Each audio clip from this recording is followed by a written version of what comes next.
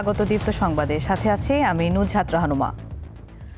মহান মে দিবস আজ শ্রমজীবী মানুষের অধিকার আদায়ের সংগ্রামের প্রতীক। কর্মক্ষেত্রে শোষণ, বৈষম্য ও নিপীড়নের বিরুদ্ধে ঐতিহাসিক এই দিনে বাংলাদেশেও চলছে নানা কর্মসূচি। দিবসটির এবারের প্রতিপাদ্য শ্রমিক মালিক এক হয়ে গড়ব এদেশ নতুন করে। বেকারত্ব ও দারিদ্রতার সাথে লড়াইয়ে শ্রমিকদের অধিকারের বিষয়টি এখনও গুরুত্বের সাথে দেখা হয়ে থাকে। প্রতি বছর কাজের পরিবেশ ভালো করা, নির্ধারিত কর্মঘণ্টা, প্রাপ্য পারিশ্রমিক ও শ্রমিকদের অন্যান্য সুযোগ সুবিধা বৃদ্ধির দাবিতে বাংলাদেশ সহ বিশ্বের প্রায় ৮০টি দেশে সরকারিভাবে ১ মে কর্মসূচি পালন করা হয়। অনেক দেশে এটি বেসরকারিভাবে পালিত হয়। কিভাবে তৈরি হলো আন্তর্জাতিক শ্রমিক দিবস বা মে দিবস? জানা যায়, প্রথম শিল্প বিপ্লবের পর 1886 সালে যুক্তরাষ্ট্র জুড়ে ট্রেড ইউনিয়নগুলো দিনে ৮ ঘন্টা কাজের দাবিতে এক বিরাট প্রতিবাদ কর্মসূচি শুরু করে। তবে সবচেয়ে বড় আন্দোলনটা হয় ১ মে শিকাগোতে, যেখানে প্রায় ৪০,০০০ শ্রমিক সমবেত হন। কয়েকদিনে হাজার হাজার ক্ষুদ্র শ্রমিক ও আন্দোলনকারী এতে যুক্ত হলে উত্তেজনা আরও বাড়তে থাকে এবং পুলিশ ও বিক্ষোভকারীদের মধ্যে সংঘর্ষ দেখা দেয়। তাতে একজন মারা যায়, অনেকে আহত হয়। পুলিশি নিষ্ঠুরতায় ক্ষুব্ধ ও উত্তেজিত বিক্ষোভকারী এবং শ্রমিক নেতারা পরদিন ৪ মে শিকাগোর বিখ্যাত হেমার্কেট স্কয়ারে কর্মসূচির ডাক দেয়। কর্মসূচিতে এক ব্যক্তি পুলিশকে লক্ষ্য করে বোমা ছোড়েন। ওই বিস্ফোরণে ৭ জন পুলিশ সদস্য নিহত হয় এবং ৬৭ জন কর্মকর্তা আহত হয়। ৪ জন বিক্ষোভকারীও নিহত হয় এবং ৩০ জনেরও বেশি আহত হয়। ফলে এলাকা জুড়ে আতঙ্ক ছড়িয়ে পড়ে। এই ঘটনা পরিচিতি পায় হে মার্কেট ম্যাসাকার হিসেবে। পরবর্তীতে ৮ জন নৈরাজ্যবাদী খুনের অভিযোগে অভিযুক্ত হন এবং তাদের দোষ ঠিকভাবে প্রমাণের আগেই তাদের অনেককে মৃত্যুদণ্ডে দণ্ডিত করা হয়। ঘটনাগুলো স্মরণে 1889 সালে ২০টি দেশের সমাজকর্মী, শ্রমিক নেতা ও ট্রেড ইউনিয়নগুলোর এক আন্তর্জাতিক কংগ্রেসে ১ মে দিবস পালনের সিদ্ধান্ত নেওয়া হয়। মেহেদী হাসান, দীপ্ত সংবাদ, ঢাকা। মে দিবস উপলক্ষে রাজধানীতে চলছে নানা আয়োজন। এ বিষয়ে জানাতে যুক্ত আছেন সহকর্মী নূর আলম। নূর, মে দিবস ঘিরে রাজনৈতিক দলগুলো কি কর্মসূচি পালন করছে আমাদের জানাবেন। আপনি জানেন যে শ্রমিকের অধিকার প্রতিষ্ঠায় প্রতি বছর পালিত হয়ে আসছে। আজ থেকে ১৩৯ বছর আগে থেকে কিন্তু পালিত হয়ে আসছে শ্রম দিবস। এবং সেই বাংলাদেশে আমরা যেটা দেখেছি, প্রতিটি শ্রমিক যে সংগঠনগুলো রয়েছে সেই সংগঠনগুলো কিন্তু প্রতি বছর নেয়। এবারও কিন্তু আমরা যেটা দেখছি যে সেই পালন করে আসছে। এই ধারাবাহিকতায় আজকে রাজধানীর যে পুরোনো পল্টনে আমরা দেখেছি যে বাংলাদেশ শ্রমিক ফেডারেশন কর্তৃক আয়োজিত আজকে এই শ্রমজীবীদের যে ডাক দিয়েছে, সেই ডাকের পরিপ্রেক্ষিতে কিন্তু আজকে এখানে শ্রমিক সমাবেশ চলছে।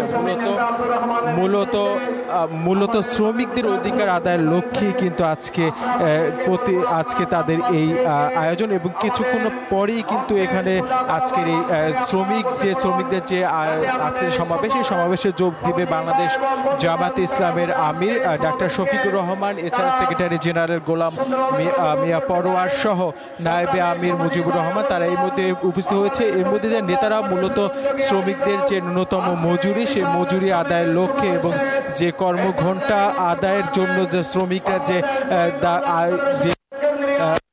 করে আসছিল, সেই যেন বাস্তবায়ন হয় এবং শ্রমিকের যে ন্যূনতম মজুরি থেকে শুরু করে সব ধরনের আদায়ে যেন সকল রাজনৈতিক দল থেকে সোচ্চার হয়ে যে সংগঠনগুলো রয়েছে তারাও জানি একত্রে কাজ করে। এই প্রত্যয়ে কিন্তু আপনি দেখতেই পাচ্ছেন রাজধানী পুরনো পল্টনে এখন পুরো লোকারণ্য। এই রাজধানীর পুরনো পল্টন যে মোড় রয়েছে, সেখান থেকে বিজয়নগর থেকে শুরু করে ওইদিকে গুলিস্তান, প্রেস ক্লাব দিকে পুরো লোকারণ্য হয়েছে। এবং বিভিন্ন যে শ্রমিক সংগঠনগুলো রয়েছে, যারা শ্রমিকদের দাবি আদায়ের লক্ষ্যে কাজ করে, তারা কিন্তু এরই মধ্যে এই সমাবেশ স্থলে আসতে শুরু করেছে এবং নেতা সহকর্মীরা যারা এখানে বিভিন্ন সংগঠনগুলো রয়েছে তারা একটা বিষয় বলছে, আসলে শ্রমিকদের যে দাবি সেই দাবি আদায়ের লক্ষ্যে যে সকল রাজনৈতিক দলগুলো ভবিষ্যৎ এবং সামনের দিক দিয়ে একদিকে কাজ করবেন, পাশাপাশি যে আপনি জানেন যে শ্রমিকদের যে শ্রম ঘন্টা অর্থাৎ 8 ঘন্টা সেই ন্যূনতম মজুরি থেকে আপনি জানেন যে কিছুদিন আগে যে শ্রমিক কল্যাণ ফেডারেশন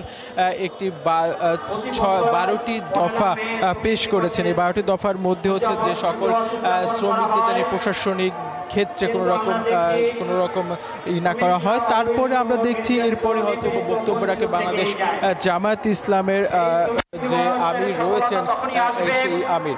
নুশাদ, এই ছিল আমার কাছ থেকে রাজধানী পুরানা পল্টনে যে আজকে যে পহেলা মে দিবস উপলক্ষে আজকে যে বাংলাদেশ শ্রমিক কল্যাণ ফেডারেশনের যে শ্রমিক সমাবেশ সেই সমাবেশ।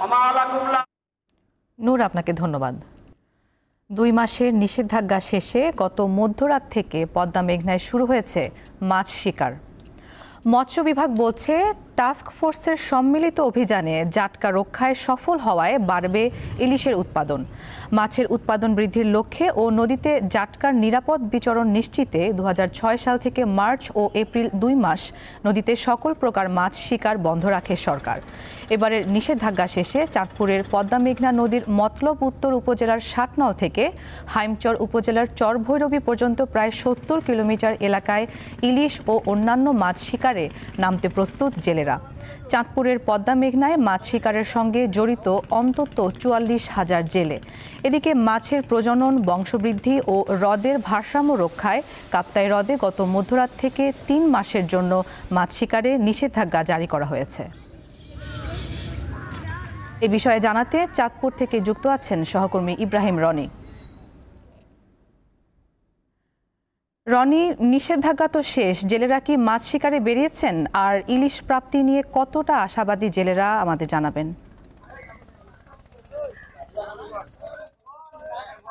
জি নুজহাত, আপনি জানেন যে চাঁদপুরের পদ্মা মেঘনায় সহ দেশের 6টি অভয়াশ্রমে জাটকা সংরক্ষণ অর্থাৎ ইলিশের পোনা জাটকা রক্ষায় 2 মাস মাছ ধরা নিষিদ্ধ ছিল। গত মধ্যরাত থেকে সেই নিষেধাজ্ঞা শেষ হয়েছে। মধ্যরাত থেকেই কিন্তু জেলেরা নদীতে নেমেছে। চাঁদপুরের প্রায় 1.5 লক্ষাধিক জেলে রয়েছে, তারা নদী চষে বেড়াচ্ছেন ইলিশ সহ অন্যান্য মাছের সন্ধানে। ইতিমধ্যেই যারা রাতে নেমেছেন নদীতে তারা এখন সকাল থেকে এখন পর্যন্ত ঘাটে ফিরছেন মাছ নিয়ে। অনেকেই ফিরেছেন, তবে তারা যেমনটি বলছেন কাঙ্ক্ষিত যেই মাছ তারা মাছের খোঁজে ছিলেন সেটি আসলে ওইভাবে পাচ্ছেন না। তাদের যেই একটি নৌকা, যে তারপরে যে কজন শ্রমিক লাগে, তাদের যে খরচ হয় যে পরিমাণ, যে পরিমাণ মাছ তারা পাচ্ছেন সেটি আসলে তাদের পড়ছে না, অর্থাৎ তারা কাঙ্ক্ষিত মাছ পাচ্ছেন না, এমনটি তারা বলছেন। আমি এই মুহূর্তে আছি চাঁদপুর সদর উপজেলার বহরিয়া মাছঘাটে। এখানে এসে আমি সকাল থেকেই দেখলাম যে আসলে ছোট আকারের মাছ আসছে, অর্থাৎ 6টায় 1 কেজি মাছ, এই পরিমাণ 600 টাকা কেজি। আর আরেকটু বিষয় জানিয়ে রাখি যে গত 2 মাসের অভিযানে, টাস্কফোর্সের অভিযানে 3 শতাধিক জেলেকে আটক করা হয়েছে, তাদেরকে বিভিন্ন মেয়াদে জেল জরিমানা করা হয়েছে। তো এই ছিল চাঁদপুর থেকে সর্বশেষ। রনি, আপনাকে ধন্যবাদ। র্যাঙ্কন কার্স লিমিটেড প্রথমবারের মতো বাংলাদেশে অ্যাসেম্বল করা প্রোটন X70 এর আনুষ্ঠানিক উদ্বোধন করেছে। বুধবার রাজধানীর তেজগাঁওয়ে অবস্থিত প্রোটন বাংলাদেশের র্যাঙ্কন শোরুমে এর উদ্বোধন করা হয়।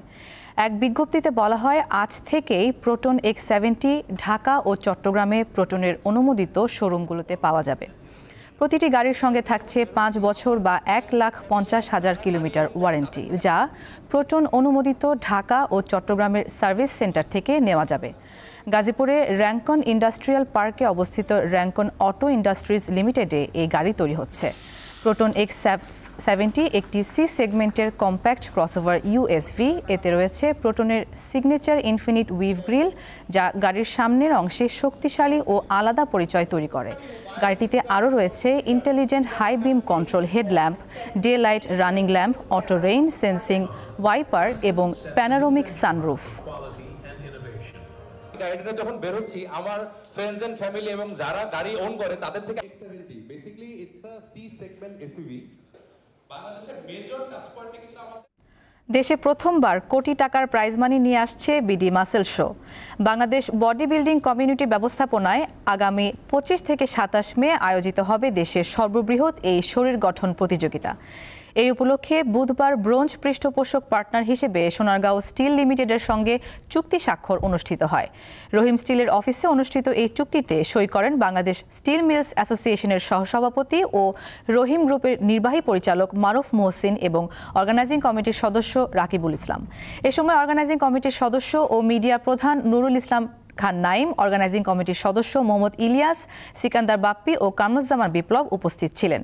দেশের সার্ভিসেস সংস্থা ছাড়াও 4 শতাধিক ক্লাব, সংস্থা ও বিশ্ববিদ্যালয়ের 1,500 শরীর গঠনবিদ 4 বিভাগের 12টি ইভেন্টে অংশ নেবেন।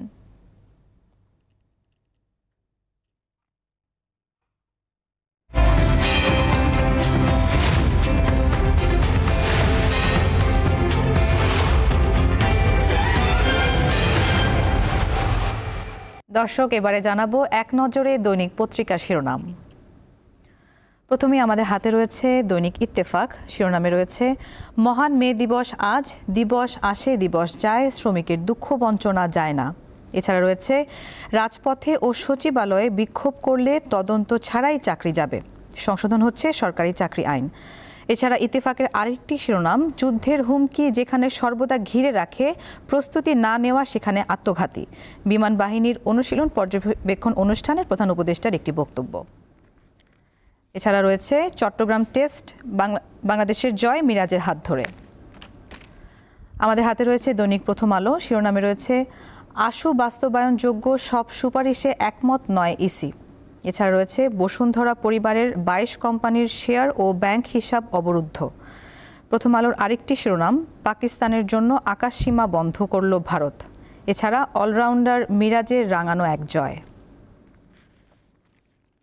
আমাদের হাতে রয়েছে দৈনিক সমকাল। শিরোনামে রয়েছে সরকার জাপানের সঙ্গে বিগ বি প্রকল্প নিয়ে এগোচ্ছে। এছাড়া রয়েছে ভারতের আকাশ পাকিস্তানের জন্য বন্ধ। সমকালের আরেকটি শিরোনাম ভারত পাকিস্তান যুদ্ধ হৈ হৈ অবস্থা, প্রস্তুতি না নেওয়া আত্মঘাতী। বিমান বাহিনীর মহড়ায় প্রধান উপদেষ্টার একটি বক্তব্য। আমাদের হাতে রয়েছে দৈনিক যুগান্তর। ভারতীয় বিমানকে ধাওয়া, 36 ঘন্টার মধ্যেই হামলা করতে পারে দিল্লি, ইসলামাবাদ। এছাড়া রয়েছে ভালো নেই শ্রমিকরা, সস্তা শ্রমের 3 খাতে অর্থনীতির মেরুদণ্ড। এছাড়া যুগান্তরের আরেকটি শিরোনাম প্রতিনিয়ত যুদ্ধের হুমকি, প্রস্তুতি না রাখা আত্মঘাতী। বিমান বাহিনীর মহড়ায় প্রধান উপদেষ্টার সেই বক্তব্যটি। আমাদের হাতে রয়েছে দৈনিক কালের কণ্ঠ। শিরোনামে রয়েছে কঠিন শর্তে অর্থনীতির সর্বনাশ। কালের কণ্ঠের আরেকটি শিরোনাম পাকিস্তানের জন্য এবার বন্ধ হলো ভারতের আকাশসীমা। এছাড়া রয়েছে আইএমএফের চাপে রাজস্ব বাড়াতে হবে, পরামর্শ কমিটির সভায় অর্থ উপদেষ্টা। এছাড়া কালের কণ্ঠের আরেকটি শিরোনাম শ্রম আইনের সুরক্ষা পাচ্ছেন না শ্রমিক। দেখে নিলাম আজকের দৈনিক পত্রিকার শিরোনামগুলো। এই ছিল এখনকার মতো। পরবর্তী সংবাদ বেলা 12টায় দেখার আমন্ত্রণ রইল। এছাড়া তথ্য ও বিনোদনের অন্যান্য খবর পেতে যুক্ত থাকুন দীপ্তর ডিজিটাল প্ল্যাটফর্মগুলোতে। সবাইকে ধন্যবাদ।